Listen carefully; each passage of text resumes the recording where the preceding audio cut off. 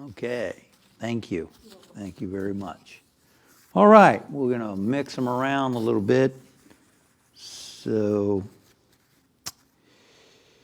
some of us are caretakers of people with special needs or elderly parents.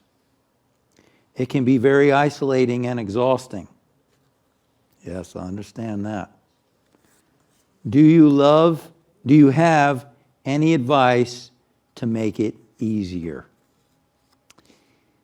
Yes, definitely. I hear you. It is tough. It is tough.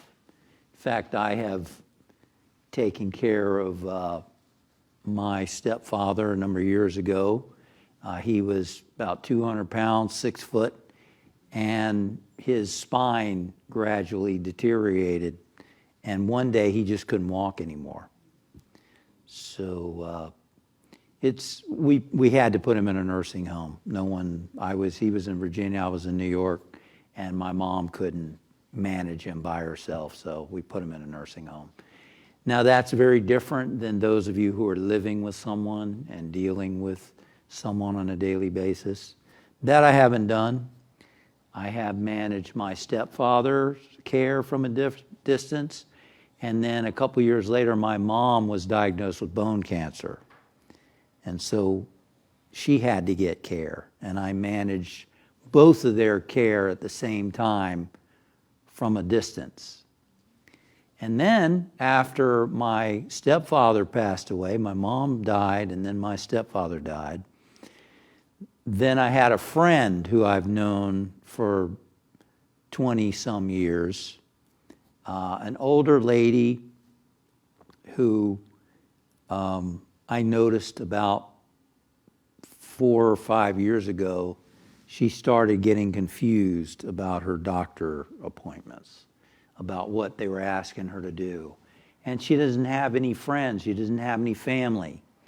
So I started to go to doctor appointments with her. And then we discovered she had, through getting tests and so on, that she has a dementia, Alzheimer's dementia. So from that, I became her power of attorney and her healthcare proxy. So for the past 4 years, I talk to her at least twice a day and manage all of her home health, her medicine, her bills, everything. And she remembers about 30 seconds. So when I talk to her, she will say the same thing over and over, forgetting that we just had that conversation. And sometimes it's just tough. It's just, sometimes I feel like, gosh, this is tough. And I think one of the biggest helps has been for me is, and again, I didn't live with any of them physically. And that's a very different case, I'm sure, for you. But I think these things can really be helpful. And that is, one, to realize that, to change your thinking about it, to keep your thinking in a important perspective. Because it's in your life, this person is in your life, or people are in your life, and you've chosen to be there for them. It's not, well, no one else can do it. I have older brother and older sister, but they weren't capable of looking over my mom and my stepfather, okay? My brother visited them, and that was very helpful, but they weren't capable of managing the stuff, and there's a lot of stuff. So recognize that even though it might feel like we've taken on, it's been, it's an imposition that we've had to, why me kind of attitude, right? That's not the place to go, because that's not going to help. I find it very helpful to think in terms of, this is what's been given to me. This is what Spirit will have me do, because it's a choice. I could have pretended that, there was no problem and left her to the state. left her to the government. And on a number of occasions, I've had her neurologist say, she is really lucky to have you, because there are thousands of people who are left to the state. Which, by the way, if you haven't determined who's your power of attorney and who's your healthcare proxy and gotten those things in order, please do that for yourself. Otherwise, you're going to be left to the state. Maybe, it's important to get those things lined up for yourself. People who love you and who you trust and who can help you. So number one, think in terms of this is mine to do. In yoga teachings, they call it dharma. This is my dharma. This is the right thing for me to do. They also have another term which basically is sometimes things are tough. Things are tough. And this is my thing that that I have to deal with. And it's tough. Tapasya. That's what they call it. Tapasya.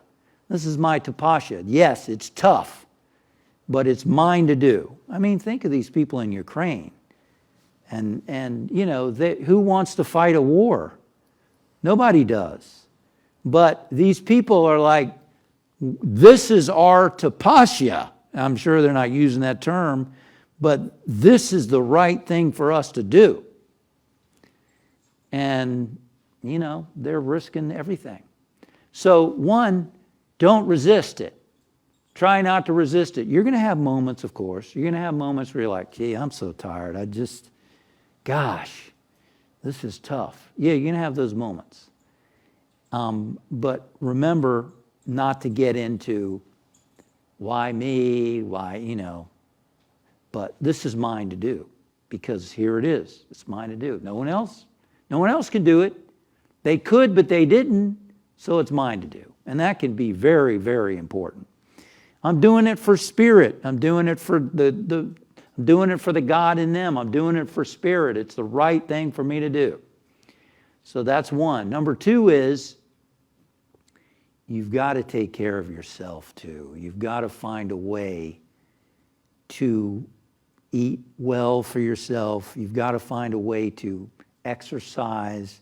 You've got to find a way to give yourself, take care of some of your emotional needs, even if it's paying someone to watch your loved one for whatever you can do, a couple hours, whatever it might be, because you've got a human body and you've got to take care of yourself so that you have the strength and energy to do what needs to be done, Because if you wear yourself down, you're not going to be of any good to them. And also, if you have thoughts of like, well, gee, I just can't do this anymore. I hope, I hope they go sometime soon. You know what I mean? Don't beat up on yourself about that. Don't feel guilty about that. I think that's natural to sometimes have those thoughts and feelings because it's tough. It's tough. But recognize that's your humanness. That's your conditioning. That's not who you really are. Your consciousness. You're spiritual.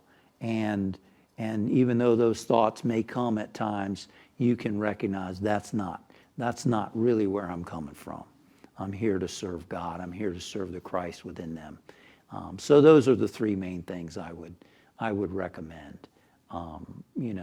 And being open to support. There are organizations that can support you. There are people who you can talk to. There are groups and so on that you could be a part of that could be supporting you. And that's not weakness, that's strength. I hope that helps. Okay, that was an in-house question. Now we've got some online questions. So let me just take a look. Let me just take a little glance over here. We have more too when you're ready. Oh boy. Okay, I'm gonna have to move along a little quicker. There's one question. Yeah, why are Muslims looked at as crazy for attending church? That's from Marcy Chase. Hi, Marcy Chase. I don't know about Muslims being considered crazy for attending church. I don't know anything about that. But what I do believe and know is that everyone has a right to believe whatever they want to believe and do whatever they want to do as long as they're not hurting other people. So if a Muslim wants to attend church or synagogue or whatever, they ought to be able to be welcomed and loved, because ultimately religion is a sham if you're not loving and accepting of the dignity of another human being. You've missed the boat. They've missed the point if they are rejecting of somebody else and their belief system. So that's what I think. Let's get here in the house. This should be called Enlightenment from the Rev. Oh, that's nice. I like that. If God is within every person, where is he in Vladimir Putin? I like that. Thank you for that question. So you're saying, how could somebody do such evil if God is within them, right? Well, I believe that, everything has come out of God. Everything's come out of spirit. So God has to be in Putin. God's consciousness is an expression of spirit. But we frustrate that stuff. We frustrate it. Think about your own behavior, right? Think about yourself. When you're happy, when you're feeling loved and loving, do you do mean things? No, you don't. But if you're stressed out or uptight, isn't that when usually we may say something mean or act impatiently or do something like that? I believe it is.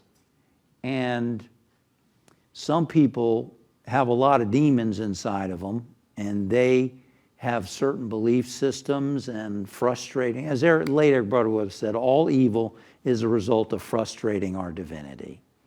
It's a frustration.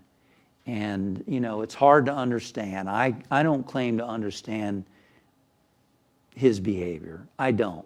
Which is why I'm kind of fascinated by, have been over the years, some rather dark movies and series, because I don't get people who behave in those ways. It's just something that I don't really understand. It is mind-boggling. But as Anne Frank said, Anne Frank, who was the little girl who wrote the diary, well, it became the Diary of Anne Frank. She was in the Holocaust, and they hid her, but ultimately they got ratted out, and she ended up dying in the camps. But in her diary, I think it's the last line, but I still believe that everyone is good at heart. Putin has a mistress who he has hidden somewhere, and he loves somebody, and somebody loves him. Everybody's capable of love and being loved. Their view of it can be very narrow and off base. Okay, so it's up to us to touch that place in people, if we can, through prayer. That is love. That is wants to be loved, wants to love. That is God. Okay, Linda Ray. Oops. After your name, it says don't say her name. Sorry. Don't put the name first next time. A few months ago, I'm sorry, Linda Ray. Well, I'm not going to read the question now because, we got that wrong. Somehow we have to figure out how to don't say her name first. So we're going to skip the question. All right. If you want to ask me personally, let Debbie Mullinax know, and I'll answer your question personally. How about that? Okay, let's scroll up. We have another online question, folks. I've got a couple here. You got a couple here, okay? Thanks. And we've got another couple here. What is the metaphysical meaning of dance? Wow.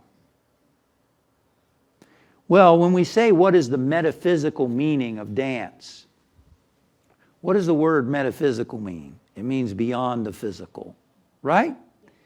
If you want to metaphysically interpret a movie, if you want to metaphysically interpret the Bible, if you want to metaphysically interpret the Bhagavad Gita, what are you doing? You're basically checking inside of yourself, what does this mean to me? What does this mean to me? How does this speak to me? Right? So what does dance say to you? What might be the physical meaning of dance to you? I mean, as I'm thinking about it in the moment, I'm thinking dance to me is a celebration of life through movement of my body, right? It's a rejoicing in being alive. It's loving my body, it's loving life, and it's self-expression. I'm expressing what I feel in my heart. I'm expressing what I feel in my soul. And for me, that's sort of the metaphysical meaning of dance. It's a self-expression. It's a celebration in expression. That's what it is to me. An artistic expression. All right. Any more online? I see. Okay, what was your light bulb moment in processing or become at peace with the sense of loss, death? What was your light bulb moment in processing or become at peace with the sense of loss, death?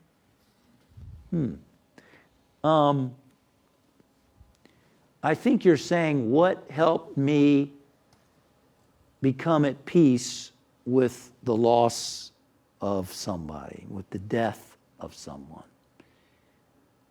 For me, it's the acknowledgement that people are spiritual beings.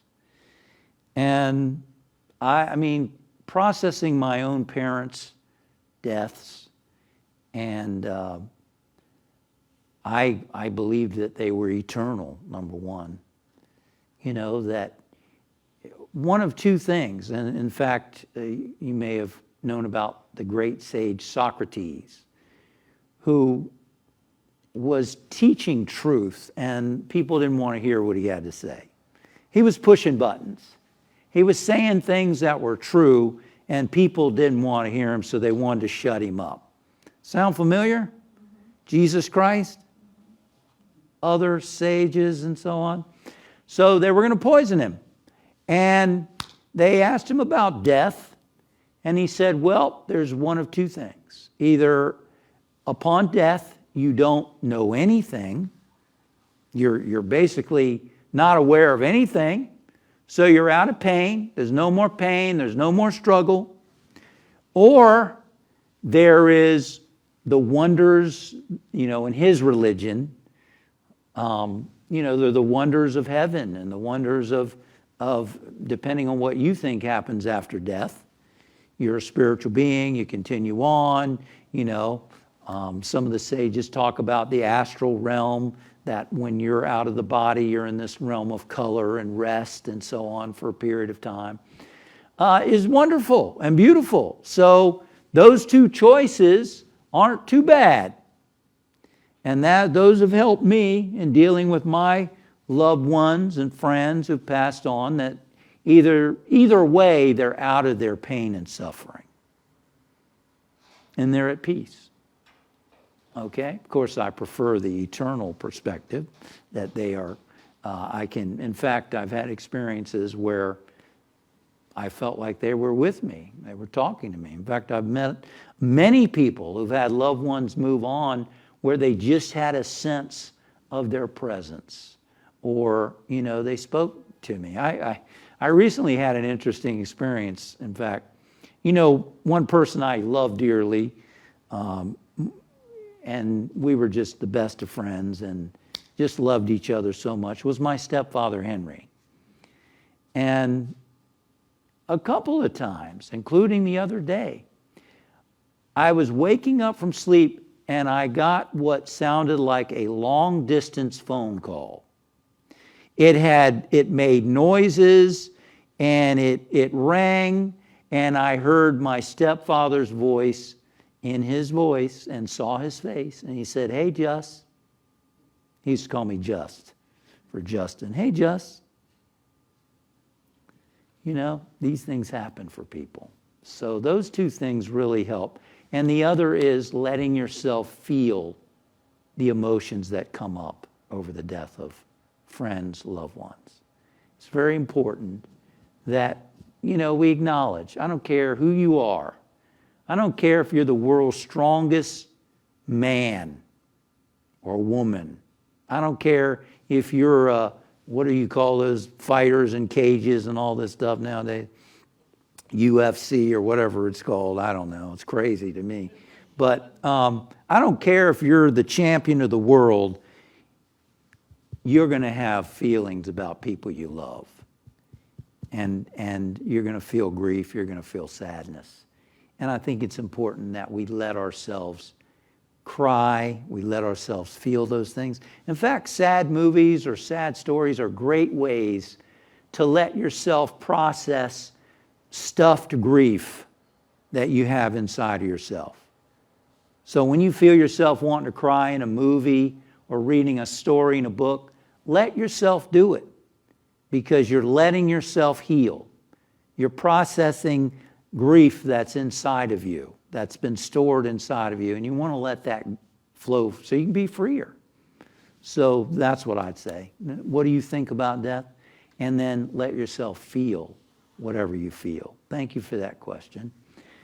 Jane Otto. Hi, Jane. All the way from California, I think. Why are today's movies so dark and full of hatred and violence? There were bad events in World War II, and yet movies providing an uplift. Okay. Yeah.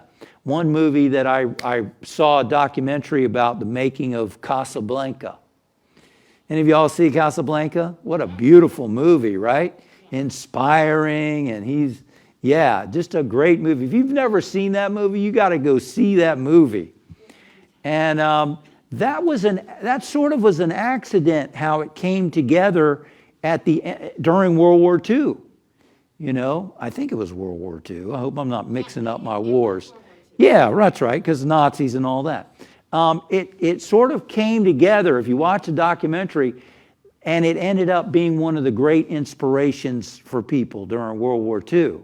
One of those movies that lifted people.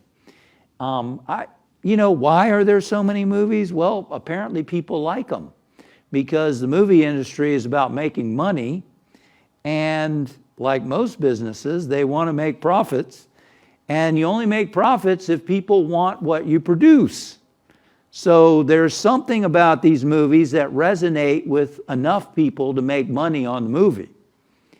So why is that? Maybe people carry a lot of pain inside of them.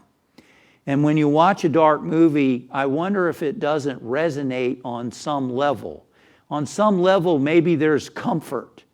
Maybe on some level it helps to release your own pain when you watch stuff like that. I don't know. But the thing is, there's an audience for it. So what does that tell you? Maybe there's a lot of violence in the world, and so it's a strange thing. But I unfortunately I like some of those movies myself, quite frankly. But not a lot of them. I don't like slashing movies. That stuff makes me ill. But I like thriller type of movies. Don't show me the actual violence. I don't want to see that.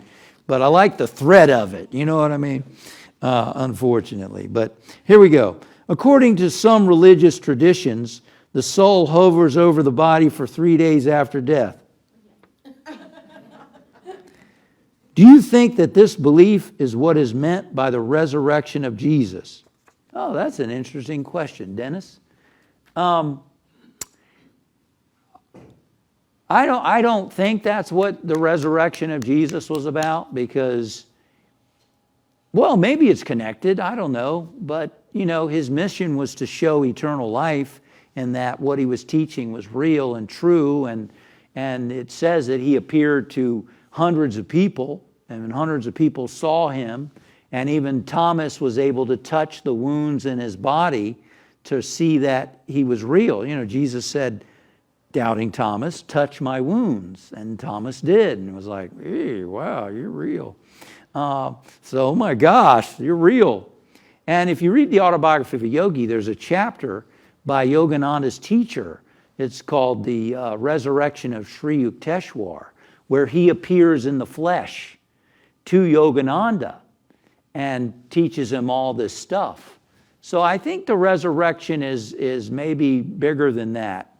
But the interesting thing about hovering over the body, I've heard something like that before too, right?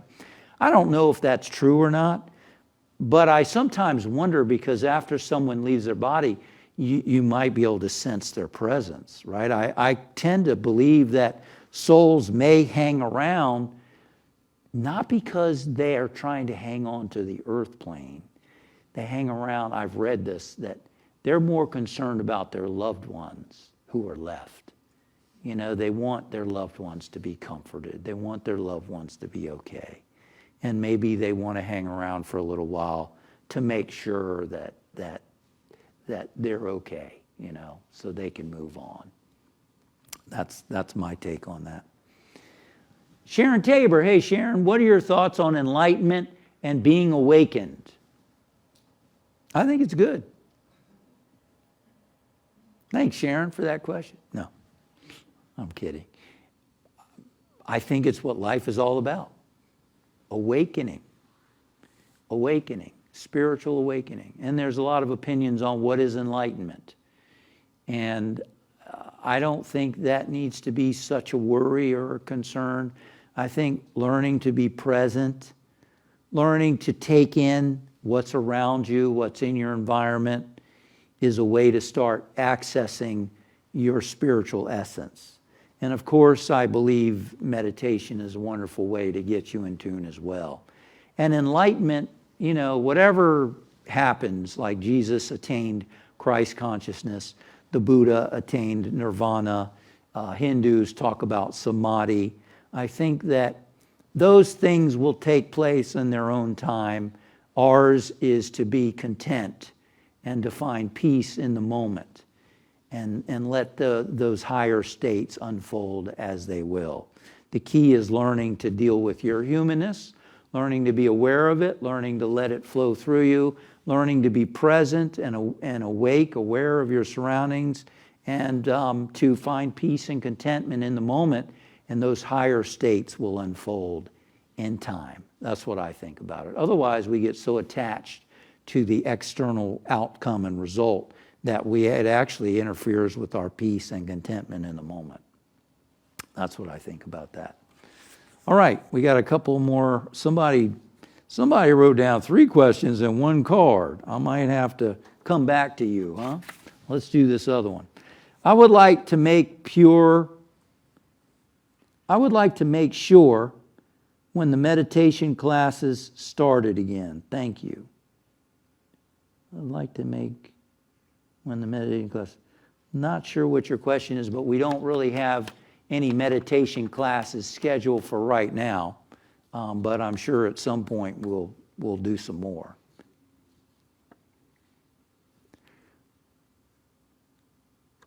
Oh, okay. Not sure yet what we're doing with meditation classes. So we'll see what to do.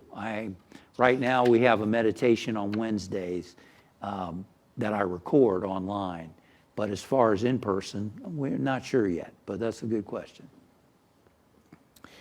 Okay, let's go back to this card here. How do you deal with grief? I think we touched on that. How important is it to keep the body healthy for spiritual alignment? Very important. Your mind, body, and spirit are connected. If your body is not healthy, where are you going to have the energy to want to meditate?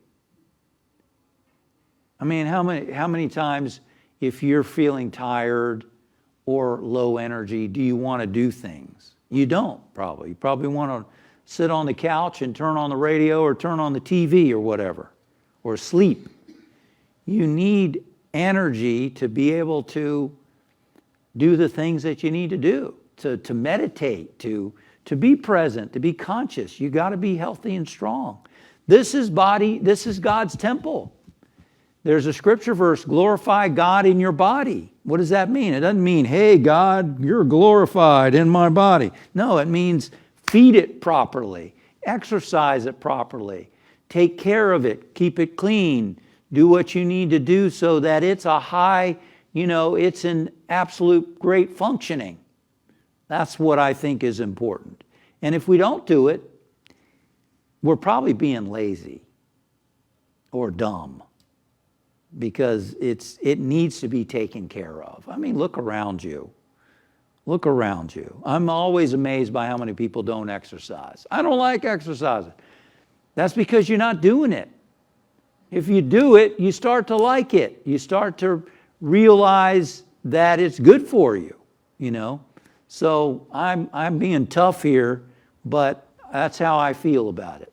You got to take care of your body temple. Number 3, do you have a favorite story to tell? Not really. Thank you for all your questions, everybody. Good questions. Thank you. Do we got another one? No, that's it. Okay, good. Thanks for your questions. I hope you got some ideas out of this.